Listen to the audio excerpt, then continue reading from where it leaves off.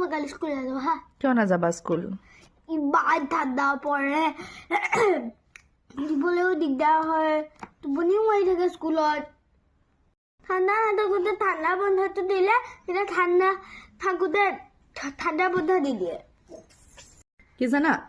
যেতিয়া তেতিয়া স্কুলবিলাক বন্ধ বা খোলা দিব নোৱাৰে নহয় আগতে আমাৰ জানুৱাৰীৰ পৰা ডিচেম্বৰলৈকে সেশন হৈছিলে আৰু গৰম বন্ধটো পৰিছিলে জুলাই মাহত তেতিয়া সঁচাকৈ বহুত গৰম পৰিছিলে জুলাইত আৰু ঠাণ্ডা বন্ধ পৰিছিলে তোমাৰ ডিচেম্বৰত আৰু তেতিয়া ডিচেম্বৰত ঠাণ্ডা আনকি আমি পূজাটো আগতে চুৱেটাৰ পিন্ধি গৈছিলো জানা কিন্তু এতিয়া যে অসমৰ জলবায়ু পৰিৱৰ্তন হৈছে গতিকে কেতিয়া গৰম পৰিব কেতিয়া ঠাণ্ডা পৰিব এতিয়া কোনেও সিদ্ধান্তই ল'ব নোৱাৰা হৈছে আমি ডিচেম্বৰত ঠাণ্ডা নপৰা দেখি ভাবিছিলো মাঘৰ বিহুৰ সময়ত চাগে ঠাণ্ডা পৰিব এবাৰতো মাঘৰ বিহুতো ঠাণ্ডা নাই গতিকে আৰু চাগে 2-3 বছৰৰ পিছত আমাৰ জলবায়ুটো এটা নিৰ্দিষ্ট স্থিতিত গৈ ৰ'বগৈ তেতিয়া আমি গম পাম যে আকৌ চাগে আমাৰ শিক্ষা ব্যৱস্থাটো পৰিৱৰ্তন হ'ব তেতিয়া চাগে আকৌ নতুন কাৰিকুলাম আহিব পাৰে তেতিয়া কেনেধৰণে বন্ধটো দিলে ল'ৰা ছোৱালীৰ সুবিধা হ'ব কেতিয়া ঠাণ্ডা বন্ধ পৰিব কেতিয়া গৰম বন্ধ পৰিব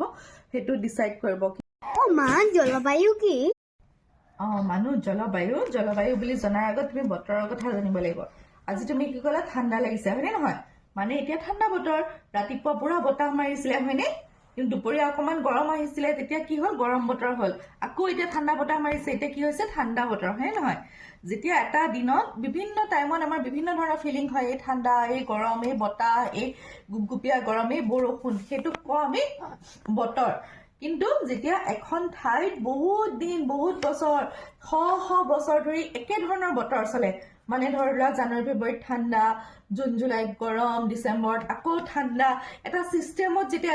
এখন দেশ বা এখন ৰাজ্য বা এটা অঞ্চল চলি থাকে সেই বহুত বছৰৰ বতৰৰ যিটো ধৰণ তাক আমি জলবায়ু বুলি কওঁ বতৰটো ডেইলি চেঞ্জ হ'ব পাৰে মুহূৰ্তে চেঞ্জ হ'ব পাৰে ইখন ওচৰতে দুটা জেগাৰ বতৰ বেলেগ বেলেগ হ'ব পাৰে কিন্তু জলবায়ু এটা ডাঙৰ এলেকাৰ ধৰা হয় আৰু বহুত বছৰ ধৰি তাৰ বতৰৰ পৰিৱৰ্তনক ধৰা হয় আৰু এইখিনিতে বতৰ মানে হৈছে ৱেডাৰ জলবায়ু হৈছে ক্লাইমেট বতৰ আৰু জলবায়ুৰ পাৰ্থক্যটো বুজি পালা অ'কে এতিয়া নিজৰখিনি পঢ়া